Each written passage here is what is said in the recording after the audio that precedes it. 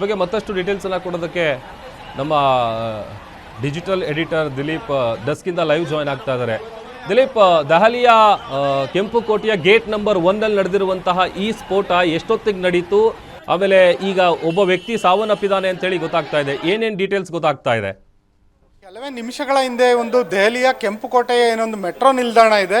Metro ನಿಲ್ದಾಣದ ಬಳಿ ನಿಲ್ಲಿಸಿದಂಥ ಒಂದು ಕಾರ್ನಲ್ಲಿ ಸ್ಫೋಟ ಸಂಭವಿಸಿದೆ. ಈ ಒಂದು ಕಾರ್ನಲ್ಲಿ ಒಂದು ಸ್ಫೋಟ ಸಂಭವಿಸಿದ ಬಳಿಕ ಅಕ್ಕಪಕ್ಕದಲ್ಲಿದ್ದ 2-3 ವಾಹನಗಳಿಗೆ ಬೆಂಕಿ ಹರಡಿದೆ ಅನ್ನೋ ಒಂದು ಮಾಹಿತಿ ಸಿಗ್ತಾ ಇದೆ. ಜೊತೆಗೆ ಈ ಒಂದು ಘಟನೆಯಲ್ಲಿ ಈಗಾಗಲೇ ಒಬ್ಬ ವ್ಯಕ್ತಿ ಮೃತಪಟ್ಟಿದ್ದಾನೆ ಅನ್ನೋ ಮಾಹಿತಿಯೂ ಸಿಗ್ತಾ ಇದೆ. ಸಂಜೆಯ ವೇಳೆ ಆದ್ದರಿಂದ ಏಕಾಏಕಿ ಒಂದು ಸ್ಫೋಟ ಸಂಭವಿಸಿದ ಸಂದರ್ಭದಲ್ಲಿ ದೊಡ್ಡ ಮಟ್ಟದಲ್ಲಿ ಒಂದು ಬೆಂಕಿಯ ಕೆನ್ನಾಲಿಗೆ ವ್ಯಾಪಿಸಿತ್ತು. ಅದೊಂದು ಆ ಒಂದು ಸಂದರ್ಭದಲ್ಲಿ ಜನ ದಿಕ್ಕಾಪಾಲಾಗಿ ಓಡಿ ಹೋದರು. ಆ ಬಳಿಕ ಏನೋ ನಡೆಯಿತು. ಈಗ ಒಂದು ಸಿಕ್ಕಿರೋ ಮಾಹಿತಿ ಪ್ರಕಾರ ಓರ್ವ ಸಾವನ್ನಪ್ಪಿದ್ದಾನೆ ಅನ್ನೋ ಮಾಹಿತಿ ಸಿಕ್ಕಿದೆ.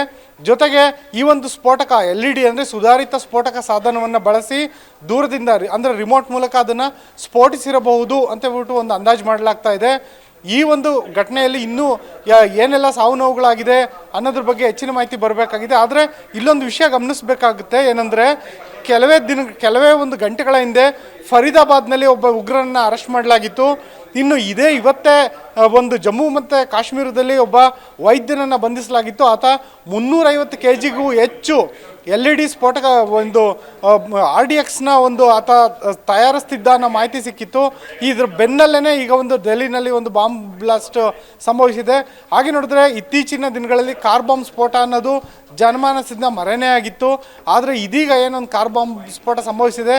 ಇದು ನಿಜಕ್ಕೂ ಸಾಕಷ್ಟು ಪ್ರಶ್ನೆಗಳನ್ನು ಹುಟ್ಟಾಕಿದೆ. ಮತ್ತು ಈ ಸ್ಫೋಟದ ಹಿಂದೆ ಇರೋರು ಯಾರು ಅನ್ನೋ ಪ್ರಶ್ನೆ ಕೂಡ ಇದ್ದಿದೆ. ಇದುವರೆಗೂ ಯಾವ ಸಂಘಟನೆ ಕೂಡ ಈ ಒಂದು ಘಟನೆಯ ಹೊಣೆಯನ್ನು ಹೊತ್ತಿಲ್ಲ.